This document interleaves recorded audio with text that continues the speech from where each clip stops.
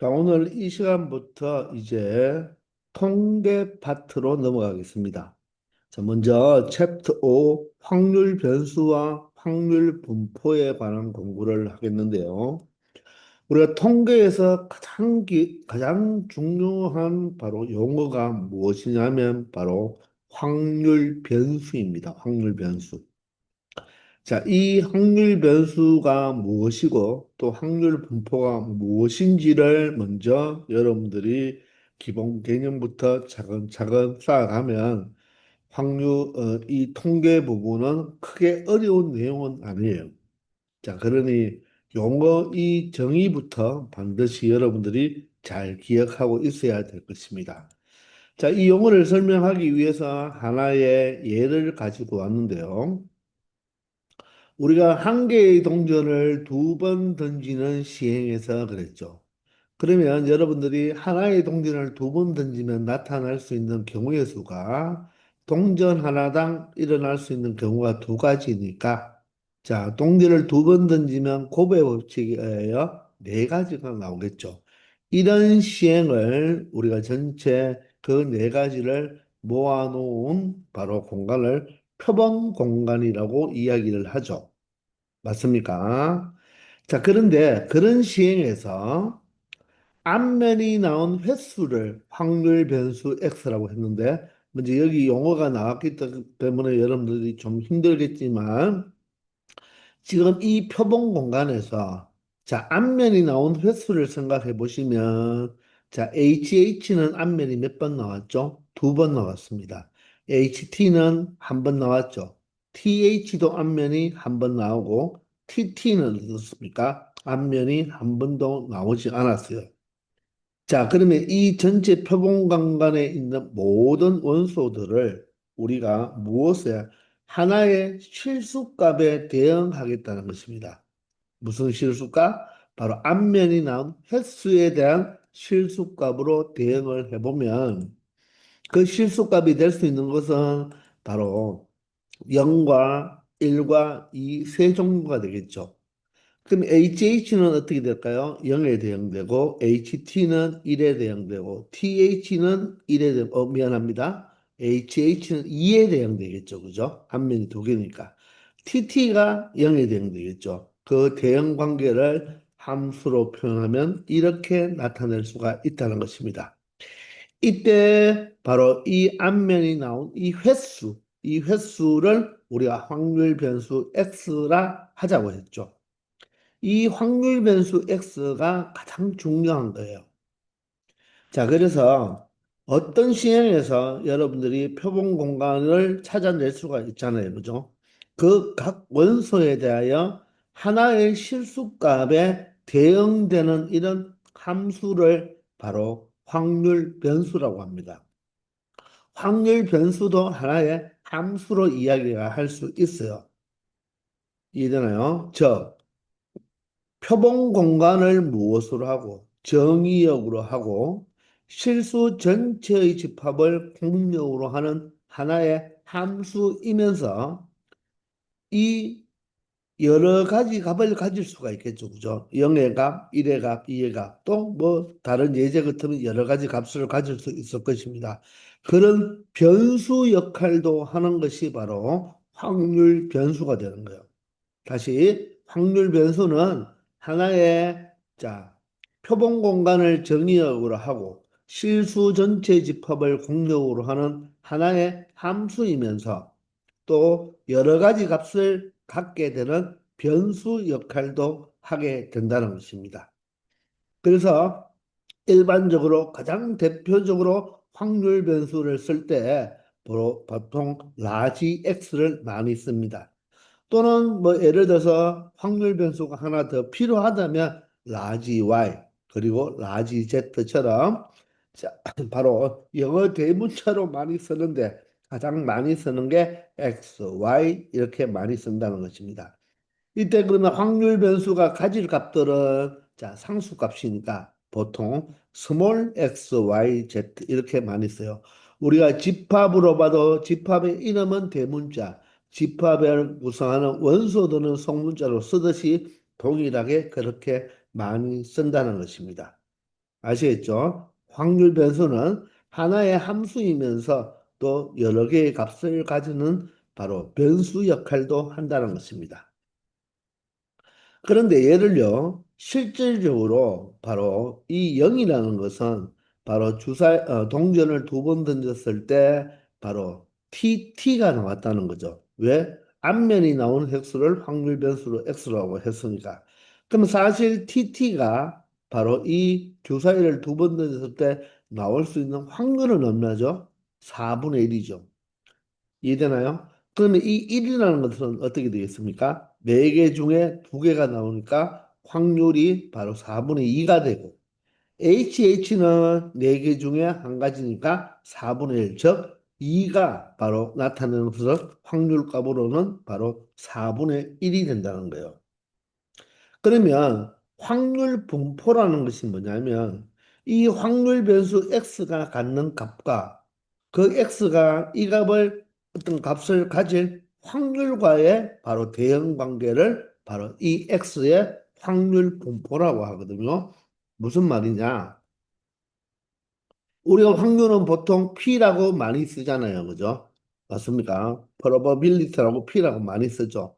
그러면 이 0이라는 확률 변수 값은 자, 확률이 얼마에 해당됩니까? 바로 TT인 경우니까 4분의 1에 해당되고 이 1이라는 확률 변수 값은 바로 HT나 TH니까 4분의 2가 되겠죠. 자, 2라는 확률 변수 값은 바로 HH 하나가 나왔으니까 4분의 1이 되겠죠. 그러면 이번에는 이 확률 변수를 정의역으로 보고 바로 이 확률을 무엇으로 본다? 공역으로 봤을 때 확률 변수와 바로 확률과의 대응 관계를 이렇게 우리가 벤 다이어그램에서 화살표로 표시해 줄 수가 있겠죠. 바로 이 확률 변수와 확률과의 대응 관계, 이 하나의 대응 관계를 우리는 뭐라고 한다? 바로 확률 분포라고 이야기하는 것입니다. 확률 변수 x가 갖는 값과 그 x가 이 값을 이 4분의 1이나 4분의 2의 값을 가질 수가 있겠죠. 그 대응 관계를 우리는 이 확률 변수 x의 바로 무엇이다? 확률 분포라고 이야기하는 거예요. 이해가 되시나요? 자, 그래서 확률 변수와 확률 분포에 대한 개념을 여러분들이 지금 공부하고 있는 것입니다. 자, 이 X가 바로 의미하는 것이 바로 뭐가 된다? 확률 변수가 되는 것이라는 걸 꼭 기억해 주기 바랍니다. 전체 표본 공간에서 일어날 각각의 경우들에 바로 무엇과 실수값과 대응 관계를 가졌을 때 그 대응 관계에 되는 바로 이 값들을 바로 확률 변수다. 이렇게 기억하고 있으면 되겠습니다.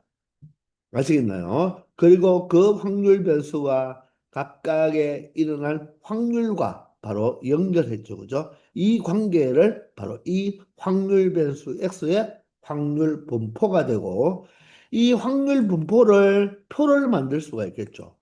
이렇게 표를 만들 수가 있다는 것입니다. 자, 여기 라지 X가 바로 무엇이 됩니까? 확률 변수가 되고 확률 변수가 될 수 있는 바로 그 값들은 0과 1과 2가 되겠죠. 그리고 각각의 확률을 나타낼 때는 다음과 같이 나타난다는 것입니다. 자, 확률 변수가 스몰 x, 여기서 스몰 x는 뭐라고 했죠? 원소들의 값이라는 것입니다. 즉, 0이 될 수도 있고, 1이 될 수도 있고, 2가 될 수가 있겠죠. 여기 있는 앞에 있는 라지 x가 바로 무엇이 되고 확률 변수가 되는 거고 여기에 스몰 x가 바로 0, 1, 2라는 바로 어떤 확률 변수의 값을 이야기해 주는 거죠. 그래서 px 이퀄 x 이렇게 썼을 때 스몰 x의 값이 0과 1과 2가 될 수 있다는 것입니다. 그럼 0이 대응되는 값이 얼마였죠? 4분의 1이고요. 1이 대응하는 값이 4분의 2가 되겠죠. 물론 약분해서 여러분들이 무엇으로 2분의 1로 표현해도 되겠습니다. 자, 2가 대응하는 값이 얼마가 됩니까? 4분의 1이 되고 이 세 개를 모두 다 나면 확률의 합은 항상 1이니까 합계는 항상 2 되어야 된다는 것입니다. 이 표를 바로 무엇이라고 한다? 확률 분포표라고 이야기를 하는 거예요. 확률 분포표. 그렇게 기억을 하고 있으면 되겠어요. 자, 그러면 여기서 한 가지 더. 요 4분의 1을 표현하는 것이 바로 확률인데요. x가 0일 때의 확률이다. 이렇게 표현하죠. 4분의 1은 그러면 확률이 바로 x가 1일 때의 확률이고, 자, 여기 있는 4분의 1은 바로 x가 확률 변수가 2일 때의 확률을 의미하는 것입니다. 자, 그리고 여기는 보통 P는 라지 X는 X 이렇게도 표현하지만 좀 귀찮아서 그냥 스몰 x는 승리하고 바로 라지 X 확률 변수의 확률이다 해서 그냥 PX 이렇게만 쓰기도 한다는 것입니다. 이해되나요? 자, 이 표를 바로 무엇이라고 한다고요? 라지 X의 바로 확률 분포표라고 이야기를 하는 것입니다. 아시겠죠? 411번입니다. 자, 다음 확률 변수 x가 가질 수 있는 값을 모두 구해 보라고 합니다. 자, 한 개의 우리의 주사위를 던질 때 나오는 눈의 수를 바로 확률 변수라고 했죠. 그러면 주사위를 던지면 나오는 눈의 수는 1, 2, 3, 4, 5, 6이죠. 따라서 확률 변수 x 값은 1, 2, 3, 4, 5, 6 이렇게 되는 것입니다.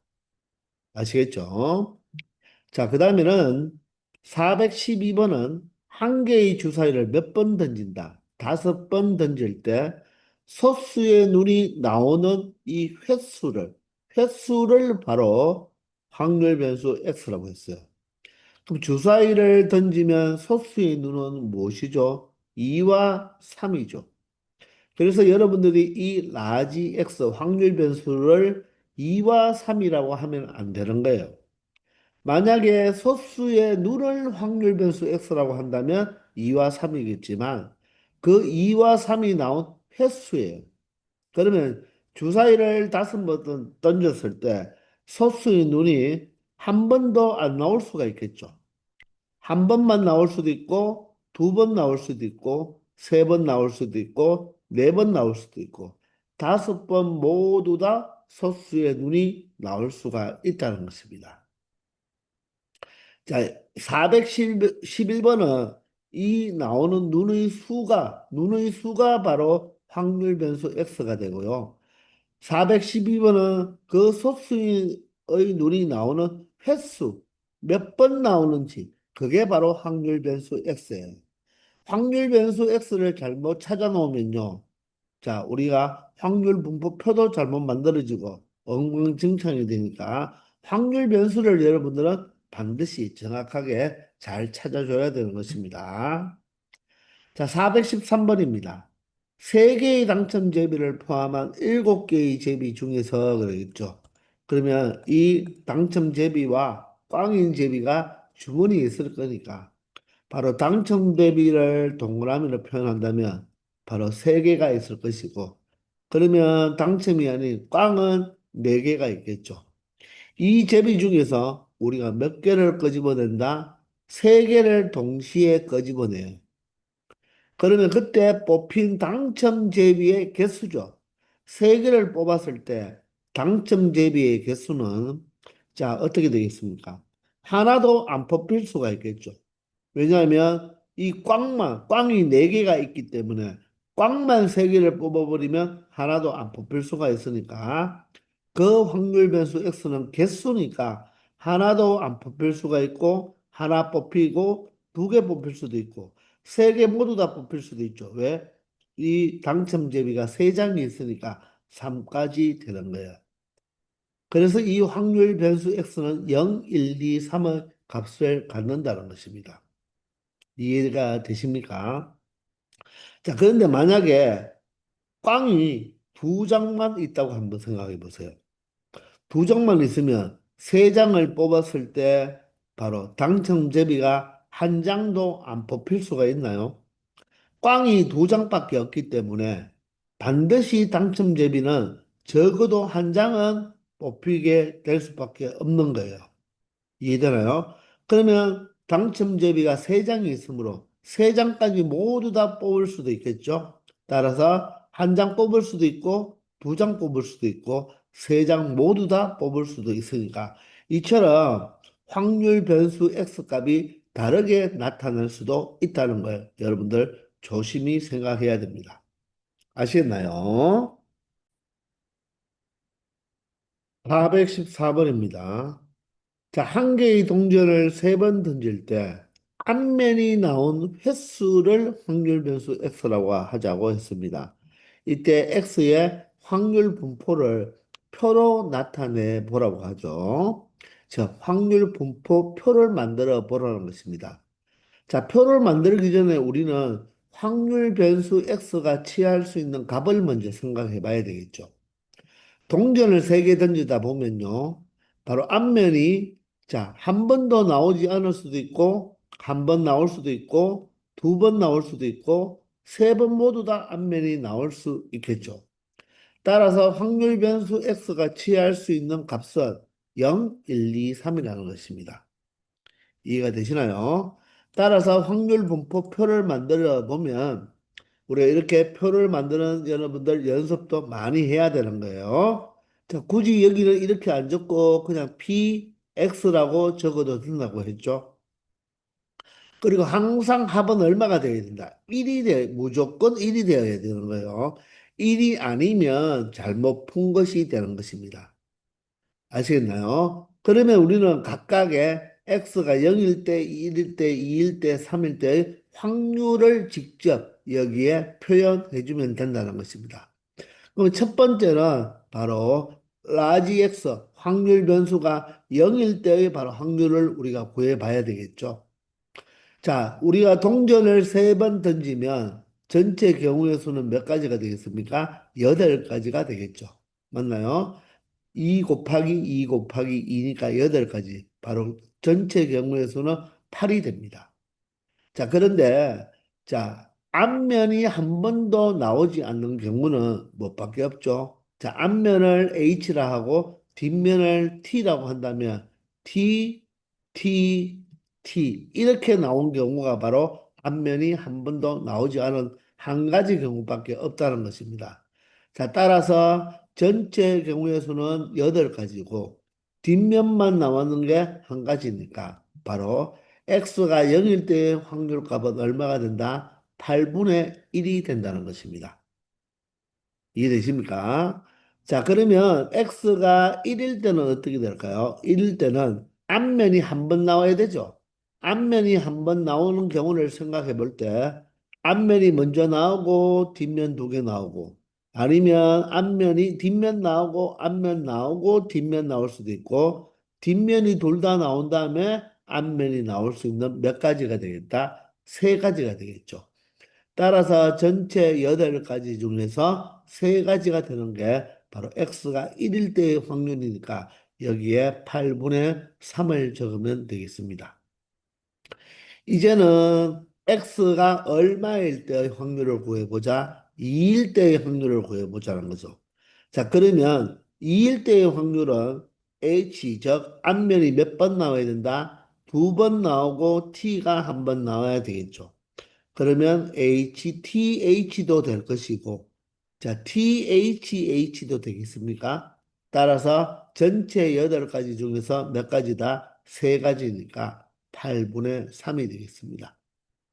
자, 마지막으로 X가 3일 때죠. 그 말은 앞면이 3번 나와야 되는데, 3번 나오는 경우는 HHH밖에 없죠. 따라서 8분의 1이 되겠습니다.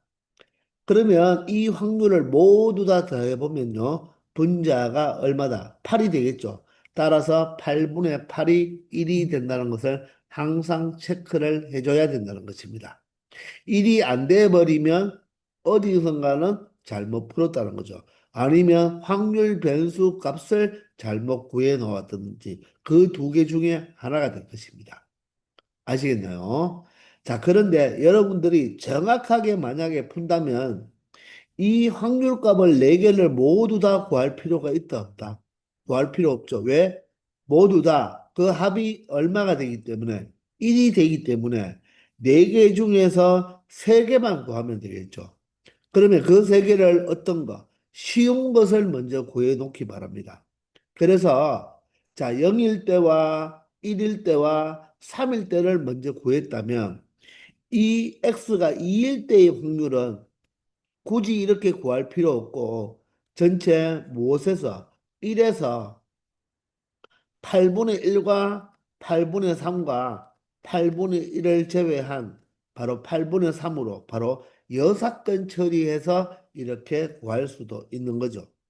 그러기 위해서는 8분의 1, 8분의 3, 8분의 1을 정확하게 구해 놓았어야만 되는 것입니다. 아시겠나요? 자, 그래서 때로는 이 네 가지를 다 구할 필요 없고 여러분들이 정확하게만 풀 수 있다면 이 네 가지 중에서 세 가지만 구하면 된다는 거죠. 만약에 확률 변수가 세 개가 있다면 바로 굳이 세 개를 구할 필요 없고 쉬운 거 두 개부터 구하고 가장 어려운 것은 구하지 않아도 되겠죠. 그것은 1에서 나머지 두 개를 빼면 되는 여사건 처리하면 된다는 것입니다. 아시겠죠? 자, 우리가 확률 변수에 대해서 알아봤죠. 그런데 확률 변수에는 두 가지의 확률 변수가 있어요. 이산 확률 변수와 연속 확률 변수 이렇게 두 가지가 있습니다. 먼저 우리가 앞에서 보았던 예를 보면요. 자, 동전을 두 번 던져서 바로 앞면이 나오는 바로 이 수를 우리가 확률 변수로 잡았을 때 이 확률 분포가 바로 0과 2는 4분의 1의 확률에 대응이 되고 1은 4분의 2의 대응이 되었잖아요. 그죠? 이런 관계를 우리가 확률 분포라고 하죠. 여기에서 이 확률 변수 x 값이 취할 수 있는 값이 0과 1과 2로 이렇게 바로 정수값으로 딱 구분이 되죠. 이처럼 확률 변수가 가질 수 있는 값들이 이렇게 유한계, 즉 세개이거나 이처럼 자연수나 정수 같이 우리가 셀 수 있을 때 이 확률 변수를 우리가 이산 확률 변수라고 한다는 것입니다. 이해되시나요? 자, 다시 한번 확률 변수 x가 가지는 값이 유한계, 즉 여기서는 세개죠. 이거나 자연수와 같이 셀 수 있을 때, 물론 0은 자연수는 아니지만 0은 우리가 유한계에 포함이 이 개수로 본다면 유한계로 포함이 되잖아요. 그죠? 이렇게 바로 자연수와 같이 셀 수 있을 때 이런 확률 변수 x를 이산 확률 변수라고 한다는 것입니다. 우리가 이산이라는 것은 우리 이산 가족 들어봤죠? 남한과 북한의 친척이 이렇게 있을 때 만날 수 없는 그런 관계를 바로 이산 가족이라고 이야기하잖아요. 그죠? 그것처럼 확률 변수 값이 0, 1, 2, 이처럼 뚝뚝뚝 끊어져 있다는 것입니다. 자, 이런 것을 이산 확률 변수라고 합니다. 아시겠나요? 자, 그럴 때 확률 질량 함수라는 게 있어요. 또 용어가 나왔죠. 확률 질량 함수가 뭐냐? 이렇게 이산 확률 변수 x가 가질 수 있는 모든 값, 여기로 말하면 0, 1, 2가 되겠죠. 그죠? 그런 모든 값에 대하여 이 값이 확률 P1, P2, P3, Pn에 각각 대응되는 하나의 함수잖아요. 그죠? 이런 함수를 우리가 그 확률이 바로 PI로 표현이 되겠죠. 그죠? 그런 확률, 바로 이 함수를 우리는 이 이산 확률 변수 x의 확률 질량 함수라는 것입니다. 여기는 간단하게 전체 경우의 수분에 바로 일어날 경우의 수를 체크한 게 바로 확률 질량 함수가 되는 거예요. 아시겠습니까? 자, 그럴 때 이 확률 질량 함수의 성질이 있거든요. 그럼 이런 관계를 우리가 표로 만들면 이게 바로 이 분포를 확률 분포라고 했고 그것을 표로 만들면 바로 확률 분포표라고 이야기했죠. 맞나요? 자, 그 이산 확률 변수가 x1에서 xn개, 즉 n개를 가질 때 각각의 확률을 우리가 표현하고 그 확률의 합은 1이라고 했잖아요. 그죠? 그 성질을 먼저 보시면 자, 다음과 같이 네 가지 성질을 반드시 알아야 되는데 아주 어려운 내용은 아닙니다. 첫 번째, 우리가 확률 편에서도 많이 했지만 확률은요, 절대로 0과 1을 벗어날 수가 없죠. 일어나지 않는다면 0이고요. 반드시 일어나면 1이 되겠죠. 그래서 이 확률 질량 함수 값들은 항상 무엇이 될 수밖에 없다? 0보다는 크거나 같고 1보다는 작거나 같을 수밖에 없다는 거예요. 그리고 자, 시그마를 표현했지만 이게 바로 무엇입니까? P1부터 시작해서 Pn까지 죠. 확률을 모두 더한다. 확률을 모두 더해버리면 항상 얼마가 될 수밖에 없다? 1이 될 수밖에 없다는 거죠. 그래서 확률의 합은 항상 1이 될 수밖에 없다는 것입니다. 그리고 세 번째, 네 번째를 보시면요. 자, x가 xi 또는 xj에 대한 확률을 구하라고 했죠. 여기에 또는 아니면 뭐 오하라고도 나타나는데 그 말은 각각의 확률을 뭐 해달라? 더해달라는 것입니다. xi의 바로 확률이 pi가 되고 xj의 확률이 pj가 되니까 각각의 확률을 더해주면 된다는 것입니다. 그리고 이처럼 확률 변수가 xi보다 크거나 같고 xj보다 크거나 같다는 말은 바로 i부터 j까지의 확률을 모두 다 더해 달라는 것이겠죠.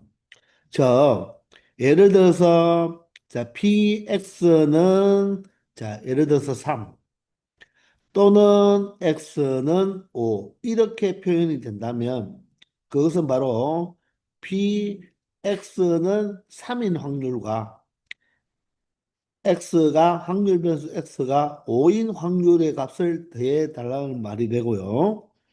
만약에 부등식으로 3보다 크거나 같고 5보다 작거나 같은 확률을 구하라고 하면 바로 3부터 시작해서 5까지니까 4의 x가 4일 때의 확률과 5일 때의 확률을 모두 다 뭐 해주면 된다? 더해주면 된다는 것입니다. 이해되나요? 그런데 만약에 여기에서 등호가 빠져 있다고 한번 계산해 볼까요? 한쪽은 빠져 있어요. 그럼 확률 변수 x는 3은 되지 않죠. 그런데 우리는 이 이산 확률 변수이기 때문에 항상 x 값은 자, 정수값만 취할 수가 있거든요. 따라서 바로 3보다 큰 누구부터 4와 5의 확률만 더해주면 된다는 것입니다. 이해되나요? X가 바로 확률 변수가 바로 무엇이니까?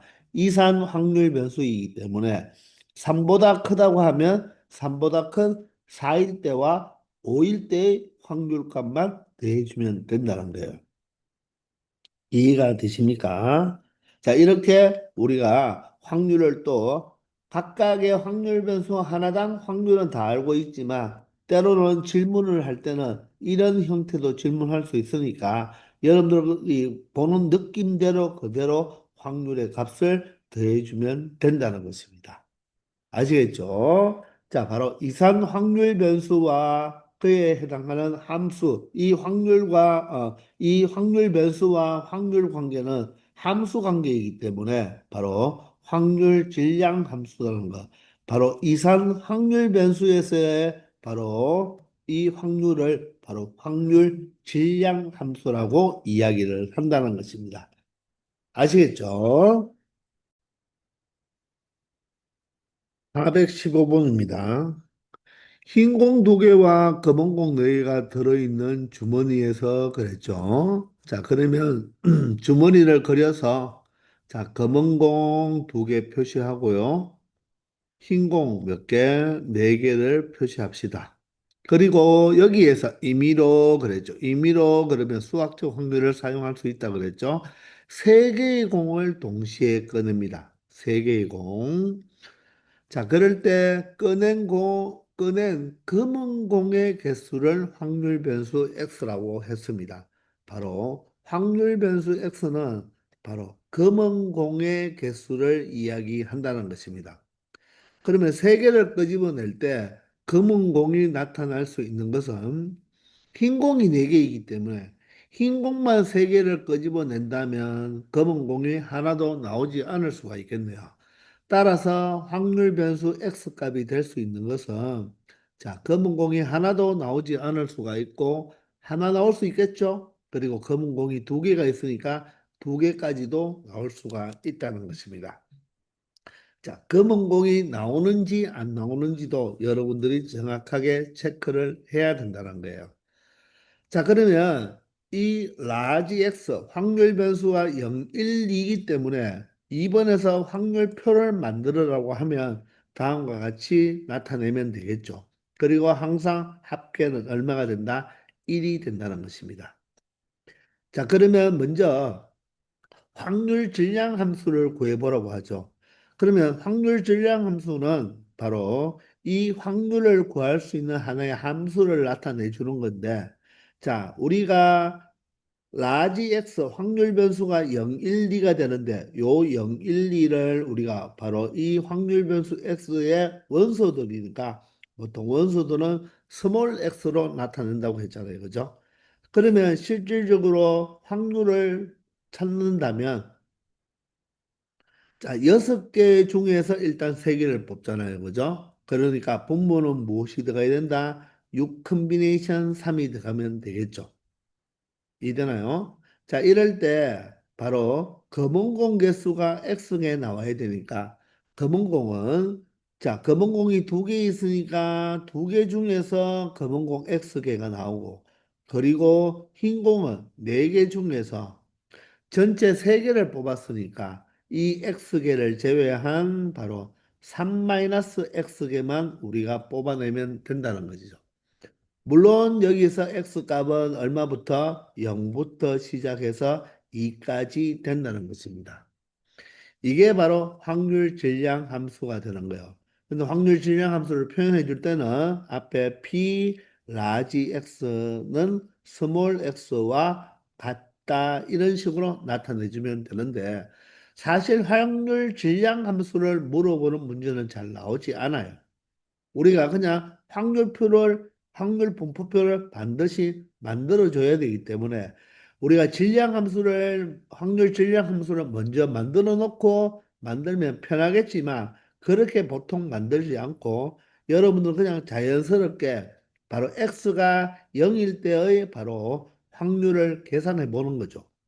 그러면 전체 6개 중에 3개를 뽑는데 검은 공이 하나도 안 나오니까 바로 이 컨비네이션 0이죠. 검은 공은 하나도 뽑지 않고 바로 흰 공 4개 중에서 몇 개를 뽑으면 되겠다? 3개를 뽑으면 된다는 것입니다. 이게 이 확률 질량 함수의 x자리에 0을 대입한 거죠. 자, 그러면 1은 어떻게 되겠습니까? 자, 1일 때는 바로 검은 공을 몇 개 뽑아라? 하나 뽑아라는 말이 되겠죠. 그죠? 그러면 전체는 6개 중에 3개를 뽑는데 검은 공 2개 중에서 하나를 뽑고 그러면 나머지 2개는 바로 흰 공 4개 중에서 몇 개를 뽑으면 된다? 2개를 뽑으면 된다는 것입니다. 마지막으로 자 x가 2일 때는 바로 검은 공을 몇 개 뽑아라? 2개 뽑아라는 것이잖아요. 그죠? 그러면 6개 중에 3개 뽑는 것이 전체 경우의 수인데 자 검은 공 2개 중에서 2개를 뽑기 때문에 자 흰 공 4개 중에서는 반드시 하나가 나와야 되겠죠. 이 세 개가 결론적으로 확률 질량 함수의 x 자리에 0과 1과 2를 대입한 모습이 되는 거죠. 그래서 우리가 확률 질량 함수를 먼저 찾기 위해서는 이 x라는 미지수를 써야 되기 때문에 여러분들이 좀 불편할 거예요. 그렇기 때문에 우리가 확률 분포표를 만드는 데 있어서는 확률 질량 함수를 먼저 구해놓고 보통 하는 것이 아니라 그대로 여러분들이 느낌상으로 확률을 찾는다는 것입니다. 아시겠나요? 자, 그러면 각각을 계산해 보면 되겠죠. 자, 6 컨비네이션 3은 얼마죠? 바로 6, 5, 4를 3팩토리얼로 나누었으니까 분모가 얼마가 된다? 20이 될 거란 말입니다. 맞나요? 그러면 이렇게 분모를 먼저 찾아 놓았으면 여러분들은 이 표에다가 그냥 모두 다 몇 분의 20분의를 먼저 이렇게 적어 놓으면 되겠죠. 이해되나요? 자, 그러면 분자만 계산하면 되잖아요. 2 컨비네이션 0은 얼마입니까? 1이고요. 4 컨비네이션 3은 바로 4 컨비네이션 1과 같으니까 4가 되겠죠. 그래서 20분의 4가 됩니다. 물론 약분해서 5분의 1로 표현해도 되겠습니다. 그러면 두 번째, 세 번째는 분모는 이제 더 이상 계산하지 말고 분자만 계산하면 되겠죠? 2 컨비네이션 1이 2가 되고요. 4 컨비네이션 2는 얼마입니까? 바로 6이 되겠죠. 따라서 얼마가 된다? 12가 되겠습니다. 그러면 이 2일 때는 굳이 계산할 필요도 없이 이 세 개를 더해서 20분의 20이 돼야 되니까 얘가 바로 16이니까 얘도 뭐일 수밖에 없다? 4일 수밖에 없다는 것입니다. 실질적으로 계산해 봐도 이 컨비네이션 2는 1이고요. 4 컨비네이션 1이 4가 되니까 4가 된다는 것을 알 수가 있다는 것입니다. 그리고 만약 표를 만들으라고 하면 우리는 약분해서 5분의 1, 그리고 여기는 자 5분의 3, 여기는 5분의 1을 표현해야 되니까 지금 보면 확률 값이 작은 게 0과 2잖아요. 그죠? 그래서 보통 우리는 앞에 거와 제일 뒤에 거부터 보통 먼저 구한다는 것입니다. 그러면 이 1일 때가 가장 복잡하니까 바로 전체에서 이 x 이퀄 0일 때와 2일 때의 확률을 빼주어서 여사건 처리하여 1일 때의 확률을 우리가 바로 적어주면 된다는 것입니다. 그렇지만 세 개 모두 다 이렇게 확률 질량 함수를 우리가 쓰지는 않지만 확률을 구할 수 있어야 되겠습니다. 아시겠죠? 그런데 표를 만들려고 할 때는 이렇게 약분을 해 놓지만 나중에 이 표를 가지고 우리가 평균이나 분산이나 표준 편차 같은 걸 이용하거든요. 그때는 선생님 같은 경우는 약분하지 않고 분모가 통분되어 있는 게 좋으니까 물론 이때는 약분을 하니까 모두 다 5가 되니까 약분을 하는 게 좋겠죠. 그죠? 그래서 분수 형태이기 때문에 분모를 바로 통일시켜 놓고 공통분모를 만들어 놓은 다음에 처리하는 게 평균이나 분산이나 표준편차 구할 때 더 편할 때도 많다는 것입니다. 아시겠죠? 반드시 이상 확률 분포는 여러분들이 이 확률 분포 표를 만들어야 된다는 게 가장 중요합니다. 416번입니다.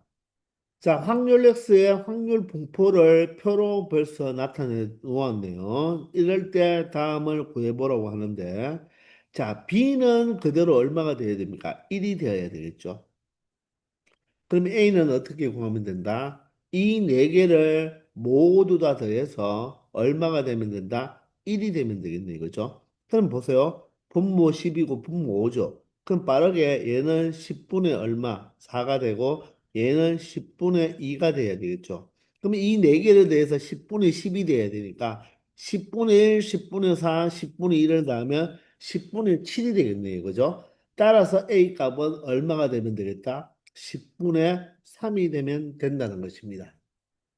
자, 그러므로 1번 답은 A는 10분의 3이고요. B는 얼마가 된다? B는 1이 된다는 거죠. 이해되나요? 자, 확률의 합은 항상 1이 된다는 거. 아시겠죠?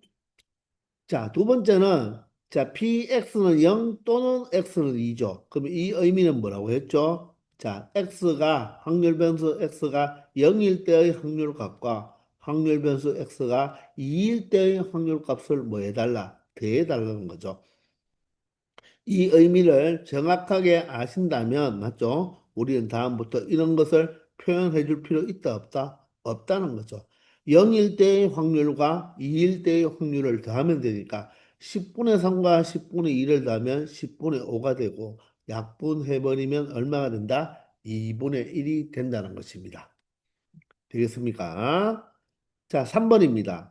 이번에는 자, x가 마이너스 1보다 크거나 같고 1보다 작은 확률을 계산해 달라고 했으니까 마이너스 1과 1 사이에 있는 것을 표현한다면 바로 x가 마이너스 1일 때의 확률, 0일 때의 확률도 반드시 더해줘야 되죠.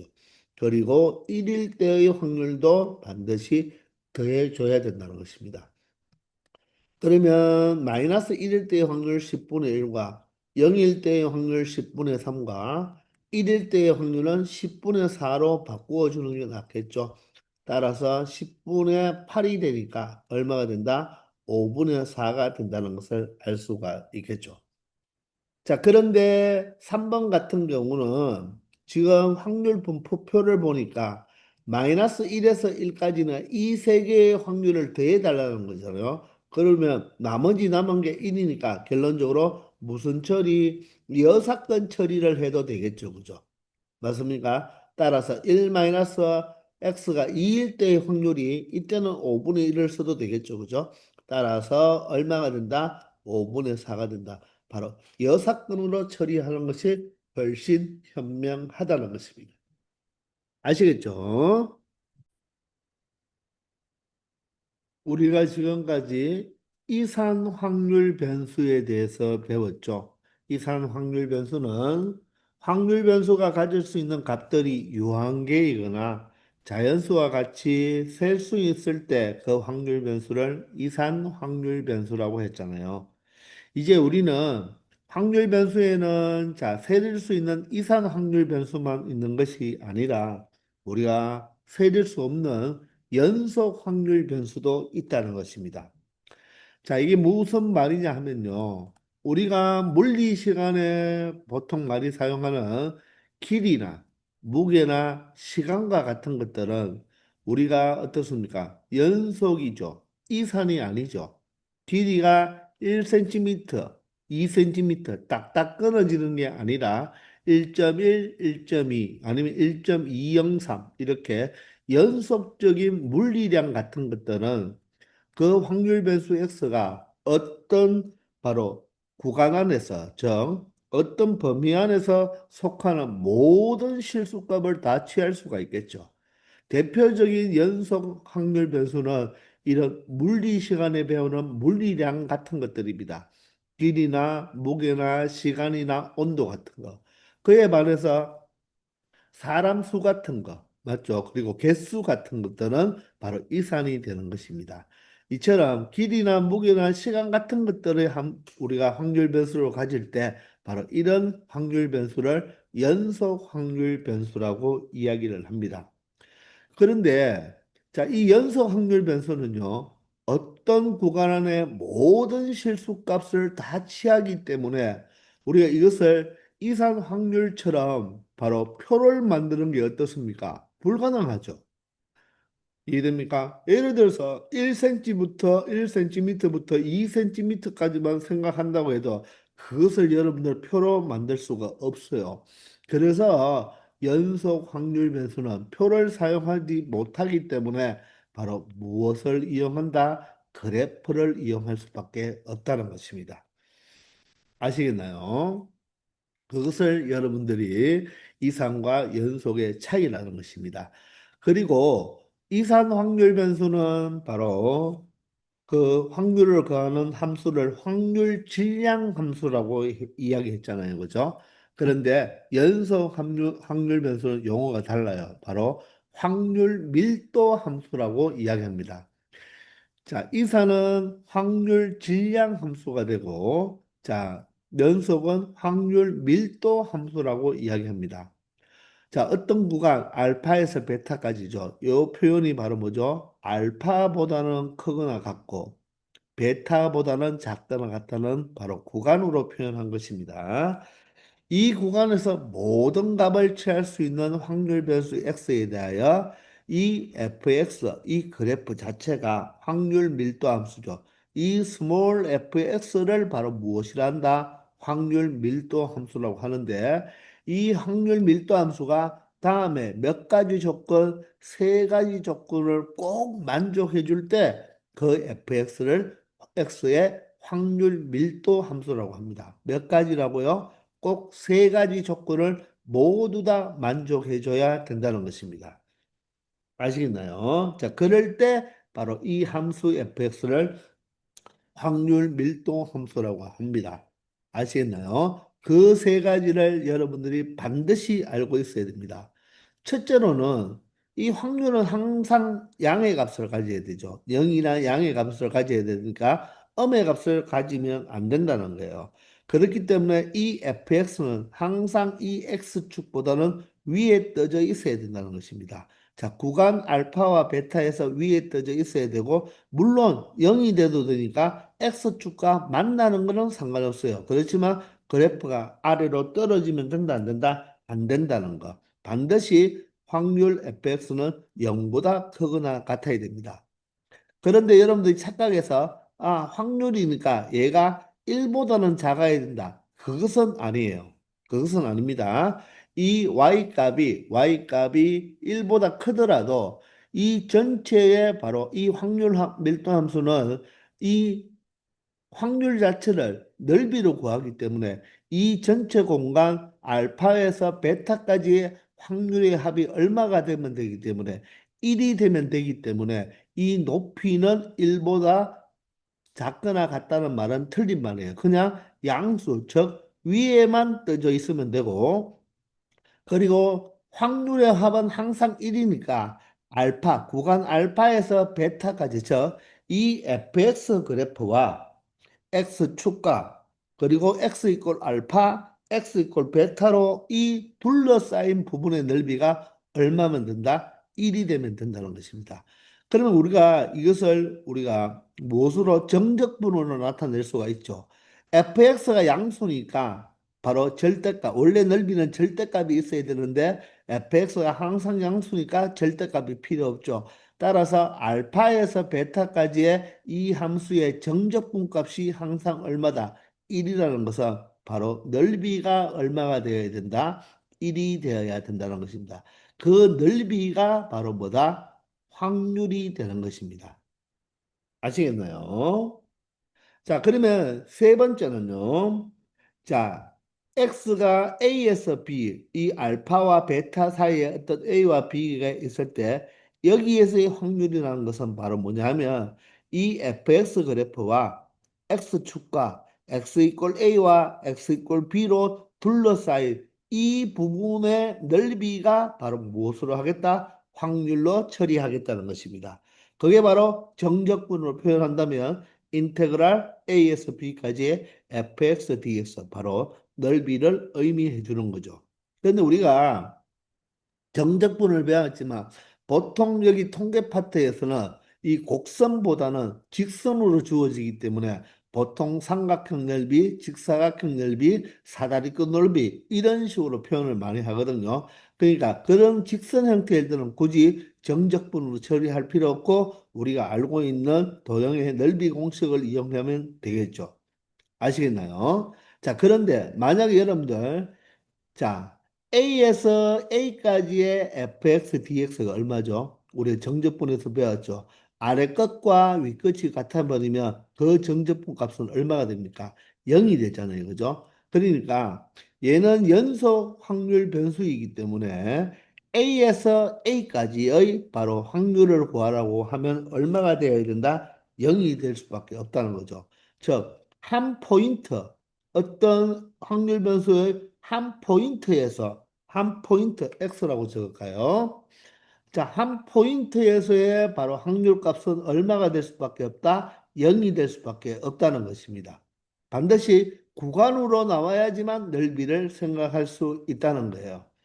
그렇기 때문에 x가 a보다 크거나 같고 b보다 작거나 같은 이 확률이나 여기에 등호가 하나가 빠져도 아니면 반대쪽에 빠져도 아니면 양쪽에 모두 다 이 꼴이 빠져도 등호가 빠져도 이 확률은 모두 다 뭐하다? 똑같다는 것을 알 수 있겠습니까? 한 포인트에서는 바로 그 넓이는 0이기 때문에 연속 확률 변수는 이 등호에 신경을 쓰지 않는다는 것. 한 포인트에서의 확률은 제로이기 때문에 이 등호가 있거나 없거나 그냥 우리가 그 구간에서의 넓이를 구해주면 된다는 것입니다. 반면에 이산 확률 변수는 달랐죠. 이산 확률 변수는 바로 1에서 만약에 3까지의 확률을 구하라고 했는데 여기 이 꼴이 없으면 어떻게 해야 된다고 했죠? x 이퀄 1과 x 이퀄 2의 확률을 각각 더해주고 3일 때의 확률은 더해주면 된다 안 된다? 안 된다고 했죠. 이산은 등호가 중요합니다. 그러나 연속은 등호가 중요하지 않다는 거. 왜? 한 포인트에서의 바로 확률이 연속에서는 반드시 0이기 때문에 자, 등호가 중요하지 않지만 이산 확률 변수는 등호가 중요하다는 거죠. 자, 그래서 이 세 개의 조건을 모두 만족해주는 그 fx를 바로 확률 변수 x의 확률 밀도 함수라는 거. 이 세 가지를 꼭 기억해 주기 바랍니다. 아시겠죠? 417번입니다. 연속 확률 변수 임금만을 골라보라고 하죠. 자, 기억은 읽어보시면 온도죠. 온도는 연속입니다. 시간도 맞습니까? 연속이죠. 근데 얘는 횟수죠. 횟수는 세질 수가 있잖아요.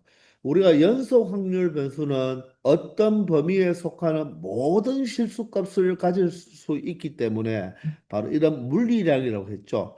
횟수는 이산이 되어야 돼요. 개수도 이산이 되어야 되죠. 수명은 어떻습니까? 정구의 수명 같은 것들은 바로 연속이 되어서 여기서 연속 확률 변수가 되는 것은 기억과 니은과 미음이 바로 무엇이 된다? 연속 확률 변수가 되고 자 가위바위보를 10번 할 때 이기 횟수나 바로 어떤 야구팀 선수들의 홈런 개수는 바로 무엇이 될 수밖에 없다? 이산 확률 변수가 될 수밖에 없다는 거 알 수가 있겠죠. 대표적으로 연속 확률 변수가 바로 뭐라고요? 물리량 같은 것들을 바로 연속 확률 변수라고 이야기를 하는 것입니다. 아시겠죠? 418번입니다. 연속 확률 변수 x에 확률 밀도 함수가 주어졌죠. 바로 상수 함수가 되겠네요. 자, 이럴 때 x가 2분의 3보다 크거나 같은 확률을 구하라고 했죠. 확률 밀도 함수는 항상 무엇으로 그래프를 그려가면서 생각을 한다고 했습니다. 자, 구간 마이너스 1에서 3까지의 이 확률을 다 계산하면 1이 되는 거 확인할 수 있나요? 바로 직사각형의 바로 넓이 구하면 되겠죠. 이걸 굳이 정적분으로 처리할 필요 없잖아요. 따라서 가로가 얼마가 되고 4가 되겠죠. 3에서 마이너스 1까지니까 4가 되고 자, 높이 바로 세로가 얼마가 된다? y 꼴 4분의 1이니까 4분의 1이 되죠. 따라서 4 곱하기 4분의 1이니까 1이 된다는 것을 확인할 수가 있고요. 그리고 그래프가 X축 위에 있죠. 그죠? 자, 그러면 얘는 확률 밀도 함수가 된다는 것입니다. 자, 그럴 때 X가 2분의 3보다 크거나 같은 확률을 구하라고 했으니까 2분의 3보다 큰 쪽은 여기죠. 그러면 바로 이 직사각형의 넓이가 바로 이 확률이 된다는 것입니다.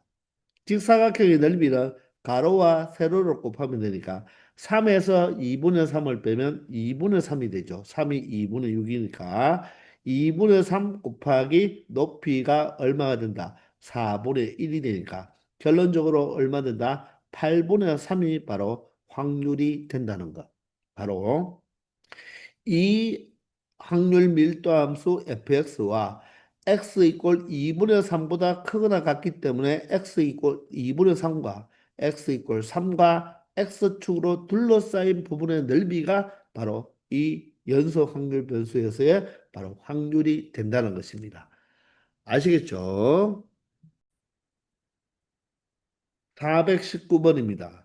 연속 확률 변수 x의 확률 밀도 함수가 다음과 같은 직선이죠. 기울기가 마이너스 2면 바로 y 절편이 2인 함수니까 바로 우리는 그래프를 그려두면 되겠네요. 자, 그런데 구간이 전체 구간이 0에서 1까지잖아요. 그죠? 그러면 이 직선 중에서 일부분인 선분만 되는 것입니다. 그럼 y절편은 2고 x절편이 얼마입니까? 1이라는 것을 확인할 수 있죠. 그러면 이 fx와 x축과 y축, 즉 0과 1까지 둘러싸인 부분의 넓이는 여기가 수직이니까 직각삼각형이죠. 그러면 2분의 1 곱하기 밑변 1이고 높이가 얼마가 되죠? 2가 되니까 그 넓이가 얼마입니까? 1이니까 확률 밀도 함수가 되는 것입니다.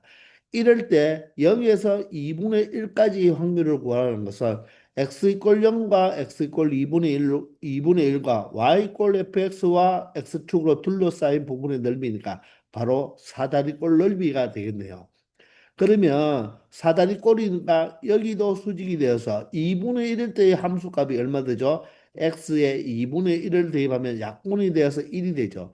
따라서 사다리 꼴 넓이가 이 0에서 2분의 1까지의 바로 확률이 된다는 것입니다.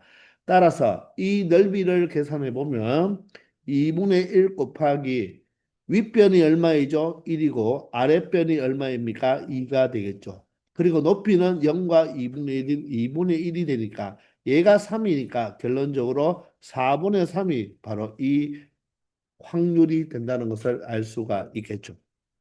이해되나요? 물론 여사건으로 처리할 수도 있겠습니까? 이 확률을 전체 얼마에서 1에서 삼각형의 넓이를 빼주면 되겠죠. 그럼 1-2분의 1 곱하기 밑변이 얼마가 되고요? 2분의 1이 되고요. 높이가 얼마가 되겠습니까? 1이 되니까 결론적으로 1-4분의 1이 되어서 4분의 3이 된다는 것도 알 수 있다는 것입니다. 아시겠나요? 자, 그런 다음에 우리가 또 다른 식으로 넓이를 구할 수도 있어요. 바로 중학교 2학년 수학으로 풀 수 있는데, 자, 여기 이 2분의 1,1이요. 바로 이 1,0과 0,2의 중점이 되겠죠. 그죠? 그러면 우리가 원점과 이 점을 연결해 버리면요. 연결해 버리면 여러분들 느껴집니까?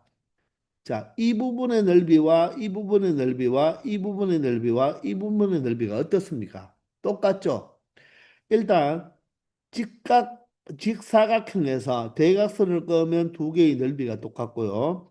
여기에 삼각형은요, 이등변 삼각형이 되겠죠. 그래서 이 넓이도 같고 이쪽에도 이등변 삼각형이 되니까 넓이가 같으므로 네 개 모두 다 같은 거예요. 그러면 전체 넓이가 1인데 바로 세 개의 넓이를 구해달라고 했으니까 바로 4분의 3. 그렇게도 찾을 수가 있다는 것입니다. 아시겠죠? 자, 그래서 그냥 우리가 맹목적으로 우리가 넓이로 그대로 공식을 이용하려고 하지 말고 우리가 중학교 때 배웠던 도형을 이용하면 적극적으로 이용하면 쉽게 넓이도 찾을 수가 있다는 것입니다. 아시겠죠? 420번입니다. 연속 확률 변수 x의 확률 밀도 함수가 바로 fx는 k, 바로 상수 함수죠. 자, 그런데 그 전체 범위는 0에서 3까지입니다. 자, 이럴 때 k의 값도 구하고 x가 2보다 크거나 같은 범위에서의 확률도 구해보라고 했으니까 우리는 y 꼴 k를 어떻게 바로 x축 위에 그려줘야 되죠. 항상 확률 밀도 함수는 바로 x축보다는 위에 있어야 된다고 했습니다. 그러면 전체 구간이 0에서 3까지니까 우리는 K부터 찾아봐야 되겠죠. 그러면 이 전체의 넓이가 얼마가 되어야 된다? 1이 되어야 되죠. 따라서 가로가 얼마고 3이고 세로가 K가 되겠네요. 3과 K를 곱한 것이 얼마가 되어야 됩니까? 전체 확률 1이 되어야 되므로 K 값은 얼마가 되겠다? 3분의 1이 된다는 것을 항상 먼저 찾아줘야 된다는 것입니다. 따라서 여기가 바로 3분의 1이 되니까 2보다 크거나 같은 쪽의 넓이는 바로 이 직사각형의 넓이를 구하면 되겠죠. 따라서 가로가 얼마가 되고 1이 되고 세로가 3분의 1이 되니까 바로 넓이는 얼마가 되겠다? 3분의 1이 된다는 것입니다. 굳이 또 이것을 이렇게 푸는 게 더 편하지도 않겠습니까? 여기에 0과 2 사이의 중점 1을 주는다면 이 세 개의 넓이가 어떻습니까? 동일하죠. 그렇기 때문에 세 칸 중에 한 칸 바로 얼마가 된다? 3분의 1이 된다는 것도 확인할 수 있을 것입니다.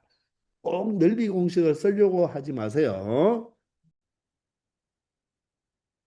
421번입니다.